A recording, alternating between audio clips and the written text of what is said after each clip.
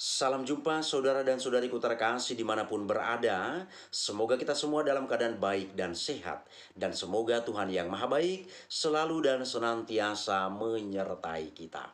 Saudara-saudari, saya heran kenapa di bumi Indonesia ini selalu dan selalu orang mempersoalkan tentang agama. Ini bukan sesuatu yang aneh, tetapi memang sesuatu yang sudah biasa. Orang selalu mempersoalkan tentang agama, bahkan berdebat antar agama. Ini fenomena yang kita temukan dalam realitas atau kehidupan kita sehari-hari. Seolah-olah agama itu menjadi unsur utama dalam kehidupan manusia itu sendiri. Maka di Indonesia orang selalu dan selalu mempersoalkan tentang agama. Saudara-saudari, saking mempersoalkan tentang agama, orang lupa akan Tuhan. Seolah-olah agama itu lebih besar daripada Tuhan, daripada Sang Pencipta, sadar atau tidak sadar. Saudara-saudari, agama itu adalah ciptaan manusia. Manusia adalah ciptaan Tuhan. Tapi apa yang terjadi? Kita lebih sering mempersoalkan tentang ciptaan manusia dibandingkan pencipta itu sendiri, yakni Tuhan. Ini sesuatu yang aneh, sesuatu yang miris, tetapi ini tidak disadari oleh orang-orang. Maka saya buat judul di pertemuan ini, beriman yang waras. Beriman yang waras. Banyak orang tidak waras, sehingga masalah agama selalu menjadi persoalan, selalu menjadi sebuah keributan dalam kehidupan sehari-hari. Kalau kita perhatikan manusia itu terdiri atas unsur jasmani dan rohani. Rohani itulah kita berurusan dengan agama. Artinya agama itu adalah salah satu unsur dari kehidupan manusia. Demikian juga misalnya dalam kehidupan kita sehari-hari terdapat banyak unsur yang menyokong atau yang mendukung kehidupan manusia itu sendiri. Misalnya di sana ada unsur sosial, ekonomi, politik, budaya, agama, dan lain sebagainya. Maka saya katakan tadi, agama itu adalah salah satu unsur dari kehidupan manusia. Tapi ironisnya, agama yang merupakan salah satu unsur itu akhirnya menjadi atau lebih mendominasi kehidupan manusia-manusia di Indonesia. Ini sesuatu yang aneh. Saudara dan saudariku terkasih, sekali lagi agama itu adalah salah satu unsur dari kehidupan manusia. Jadi jangan agama itu menjadi yang utama. Seolah-olah untuk makan dan minum pun itu dikhususkan kepada agama tertentu. Sepertinya di biji-biji beras itu, di sana sudah tertulis nama agama tertentu. Seolah-olah di biji-biji beras itu sudah tertulis nama agama tertentu di sana. Dan juga di air minum itu, air yang kita minum, itu juga tertulis nama agama tertentu. Maka orang berebut, memperebutkan bicara tentang agama ini. Karena apa? Kalau tidak dibicarakan tentang agama, maka dia tidak akan mendapatkan makan dan minum. Seolah-olah demikian. Ini aneh. Maka saya katakan di judul ini, beriman yang waras. Kita harus waras dalam beriman. Harus waras. Jadi tidak ada di sana tertulis di biji-biji beras atau di atas air minum itu nama agama tertentu. Dalam hal makan dan minum, semua orang makan dan minum yang sama. Tidak ada pembedaan. Agama yang satu makan ini, agama yang lain makan itu. Atau agama yang ini makan, agama yang itu tidak makan. Tidak ada demikian saudara-saudari. Ini yang tidak pernah disadari oleh para penganut agama di Indonesia. Seandainya disadari ini dengan baik, barangkali tidak akan terjadi persoalan atau perbincangan, perdebatan antara agama yang satu dengan agama yang lain. Soal makan dan minum ini hal yang utama dan urgen bagi kehidupan seorang manusia. Manusia itu kalau tidak makan dan minum, dia mati. Bukan karena soal agamanya. Lihat, para ateis itu tidak beragama. tidak menganut agama tertentu, mereka tidak mengakui Tuhan, tapi mereka hidup. Kita yang sudah namanya, sudah beriman, sudah beragama, taat beribadat dan lain sebagainya, tapi kita selalu mempersoalkan tentang agama dan agama. Saya heran sekali lagi, saudara dan saudariku terkasih. Dan pada saat kita mati nanti, Tuhan atau Sang Pencipta itu tidak akan menanyakan kamu selama hidupmu di dunia itu, kamu menganut agama apa? Kamu menganut agama apa? Tuhan akan, atau Tuhan hanya melihat apa yang sudah kamu lakukan, kamu kerjakan selama hidupmu di dunia itu. Apakah kamu melakukan hal baik? Ini yang dilihat Tuhan, bukan Tuhan menanyakan tentang agamamu. Ini yang harus disadari saudara-saudari. Apakah ini tanda-tanda orang gagal paham? Apakah ini tanda-tanda orang gagal paham? Salah menerjemahkan atau menafsirkan ajaran-ajaran agamanya, sehingga selalu dan selalu mempersoalkan tentang agama. Bahkan dalam relasi sosial pun selalu membeda-bedakan agama yang satu dengan agama yang lain. Nanti kita akan lihat beberapa contoh fungsi-fungsi agama dalam kehidupan sehari-hari. Saudara dan saudariku terkasih, mari kita lihat pengertian dari agama itu. Agama adalah sistem yang mengatur tata keimanan dan peribadatan kepada Tuhan, serta kaidah yang berhubungan dengan pergaulan manusia dan lingkungannya. Agama dalam bahasa Sanskerta artinya kepercayaan akan adanya kekuatan adikodrati di atas manusia. Kemudian kita lihat dalam Kamus Besar Bahasa Indonesia. Agama adalah ajaran atau sistem yang mengatur tata keimanan atau kepercayaan dan peribadatan kepada Tuhan Yang Maha Esa, serta tata kaidah yang berhubungan dengan pergaulan manusia serta manusia dan lingkungannya. Inilah kira-kira beberapa pengertian tentang agama. Masih banyak lagi para ahli menyoroti tentang pengertian dari agama ini. Tapi ketika saya perhatikan, kurang lebih para ahli menyoroti pengertian-pengertian itu, tapi tidak beda jauh dengan beberapa pengertian yang saya sampaikan pada saat ini. Kemudian saudara-saudariku terkasih, mari kita lihat soal fungsi dari agama itu. Pertama, membentuk pandangan hidup dan moralitas.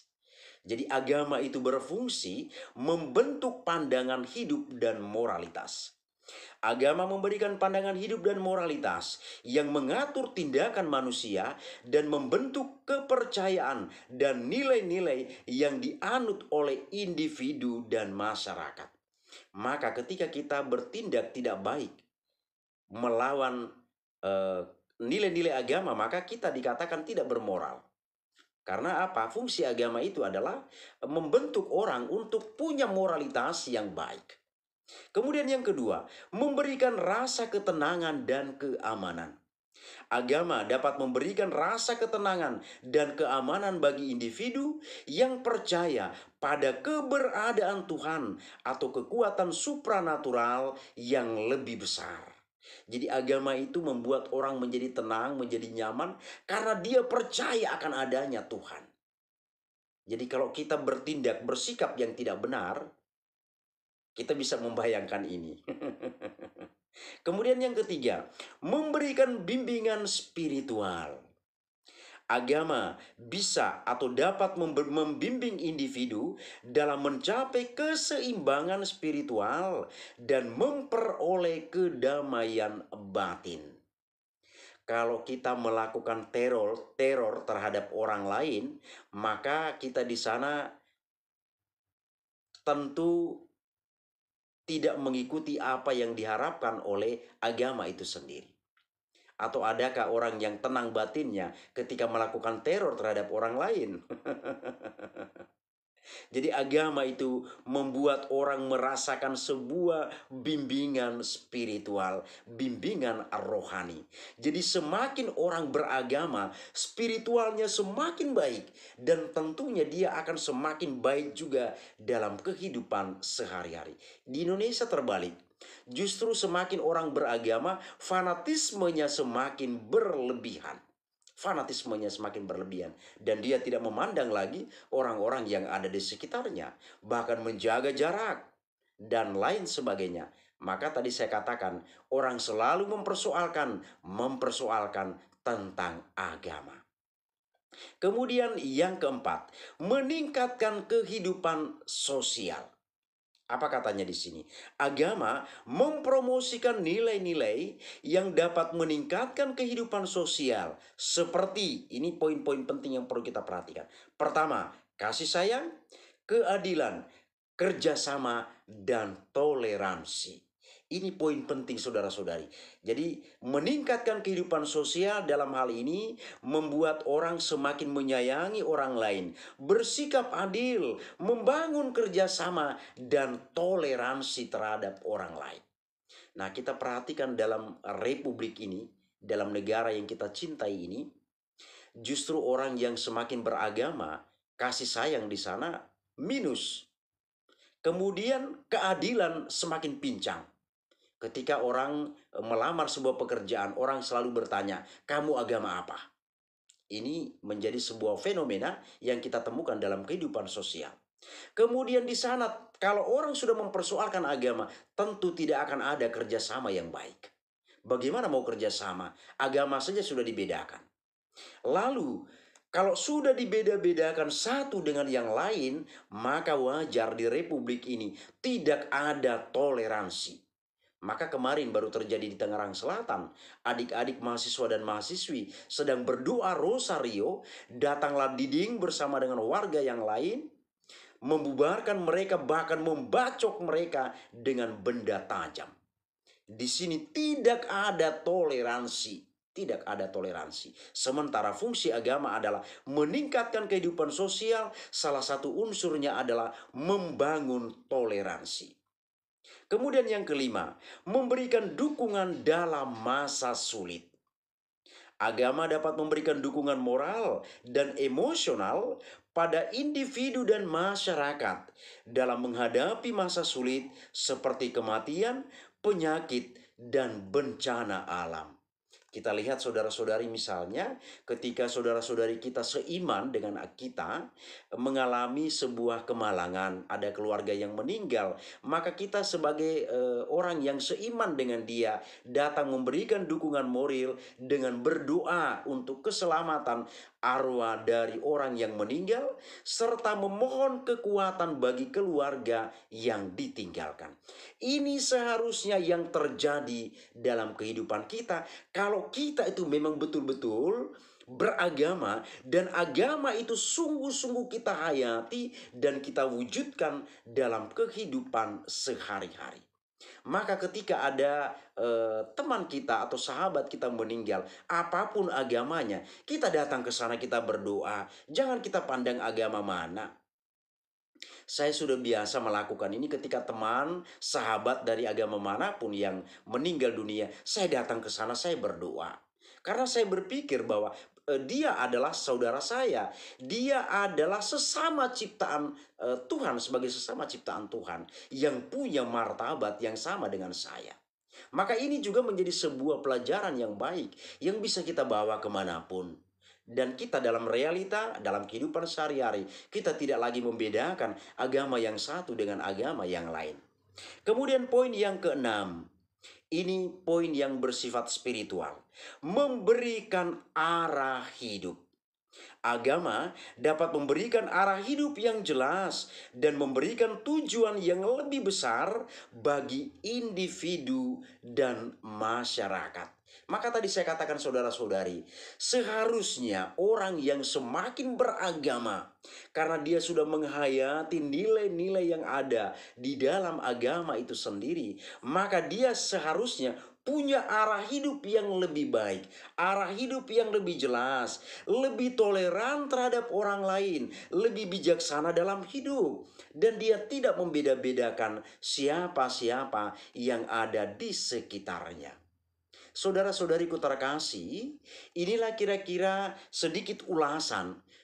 Kiranya ini menjadi masukan yang baik bagi kita untuk semakin dan senantiasa menerapkan ajaran-ajaran agama yang baik yang kita terima, dan kita tidak bersikap atau bersifat intoleran terhadap orang lain. Maka di sini saya buat judul beriman yang waras. Supaya apa? Kita itu tahu agama-agama yang mengajarkan hal-hal baik dalam kehidupan kita, itu yang perlu kita bawa. Bukan kita mendiskriminasikan agama yang satu dengan yang lain, dan menganggap agama kita yang paling benar, menghina agama yang lain, bahkan mengkafirkan agama yang lain. Ini sangat tidak benar. Maka saya katakan tadi, beriman itu yang waras. Karena apa, saudara-saudari, seperti yang saya katakan dalam hantaran tadi, jangan gara-gara kita selalu mempersoalkan agama, kita lupa akan Tuhan. Agama itu adalah ciptaan manusia, dan manusia yang bermartabat ini adalah ciptaan dari Sang Pencipta itu sendiri. Justru Sang Pencipta yang harus kita agungkan, bukan agama yang kita agung-agungkan.